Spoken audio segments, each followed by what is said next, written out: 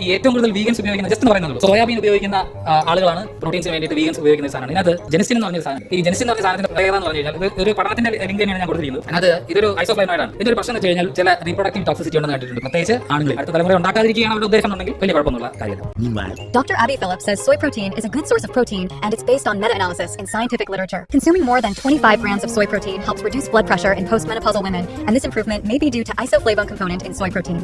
So, isoflavones are good. Also, higher intake of soy reduced risk of cancer incidence, and this beneficial role of soy against cancer is primarily attributed to soy isoflavones. By taking high dietary soy, all-cause death is lowered by 10%. Increasing 10 mg per day of soy isoflavones decreased death from all cancers.